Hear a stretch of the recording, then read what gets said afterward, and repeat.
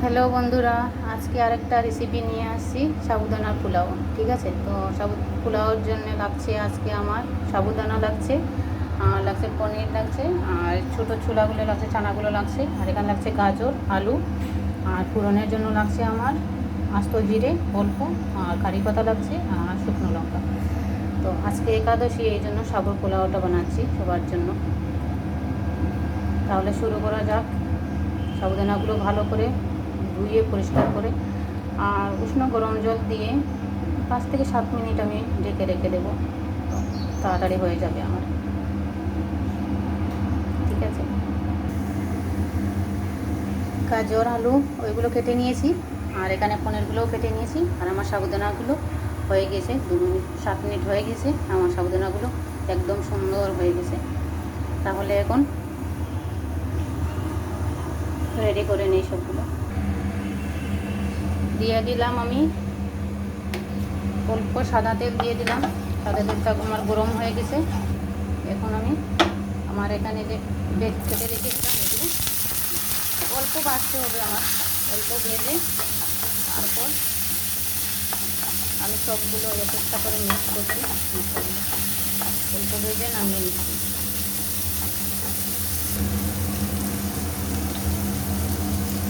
অল্প হলুদের গুঁড়ো দিয়ে দিলাম, আর অল্প নুন দিয়ে দিলাম, স্বাদ মতো নুনটা দিয়ে দিলাম। গাজরের আলু ভাজাটা আমার হয়ে গেছে, এখন নামিয়ে নেব।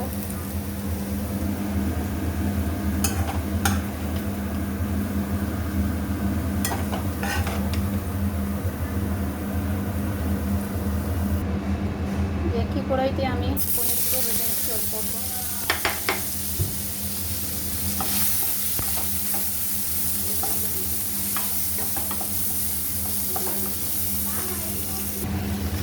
পনিরগুলো হয়ে গিয়েছে, এখন নামিয়ে নিচ্ছি। এখন আরও অল্প সাদা তেল দিয়ে দিলাম। ফোড়নের জন্য যে জিনিসগুলো রেখেছিলাম ওইগুলো দিয়ে দিলাম।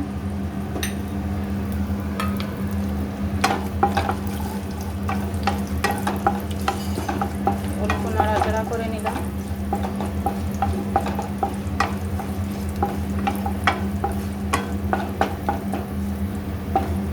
দেখেন অনেক সুন্দর একটা স্মেল আসছে, কারি পাতা অনেক সুন্দর একটা স্মেল আসে কারি পাতা। এখন যে ভেজে রেখেছিলাম, উঠিয়ে রেখেছিলাম আলু গাজর এগুলো দিয়ে দিলাম। ভালো করে নাড়াচাড়া করে নিলাম, সাথে পনিরগুলো ঢেলে দিলাম।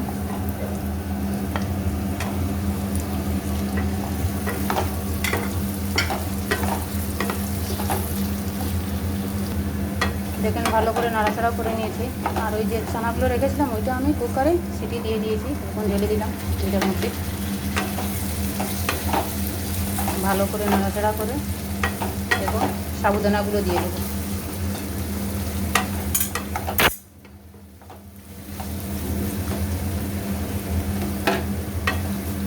হ্যাঁ, সাবুদানাগুলো ঢেলে দিলাম।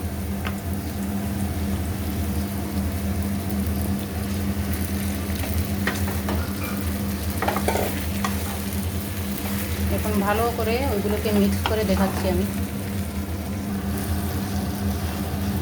এইরকম ভালো করে মিক্স করে নেবেন। আর যেহেতু এখানে অল্প নুন কম হবে, তার জন্য আমি অল্প নুন দিয়ে দিচ্ছি।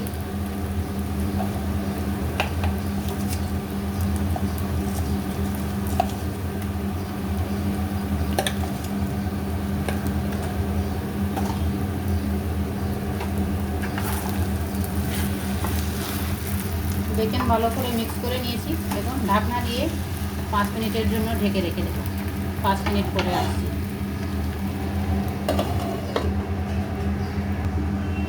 5 মিনিট হয়ে গেছে, দেখেন এই কী হলো আমার পোলাওটা, সাবুদানার পোলাওটা। দেখেন অনেক সুন্দর হয়েছে, দেখতে কত সুন্দর লাগছে, খেতেও এরকম দুর্দান্ত। অল্প আমি চিনি দিয়ে দিচ্ছি, আর অল্প ঘি দিয়ে দেবো। অল্প চিনি উপর থেকে ছড়িয়ে দিলাম।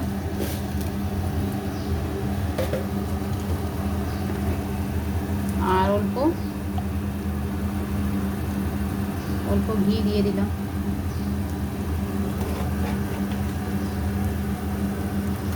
এখন ভালো করে মিক্স করে প্লেটে উঠিয়ে দেখাচ্ছি কীরকম লাগছে। সাথে থাকেন। দেখেন নামিয়ে নিয়েছি। এখন অল্প শসা দেবো উপরে গার্নিশের জন্য।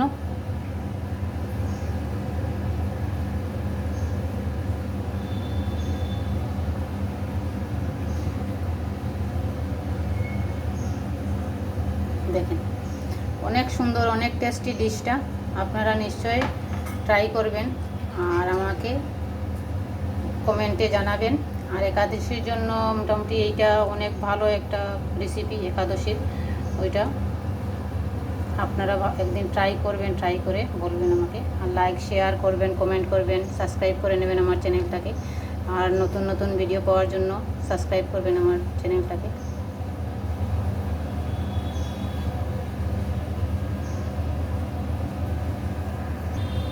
ঠিক আছে, বাই বাই, টেক কেয়ার।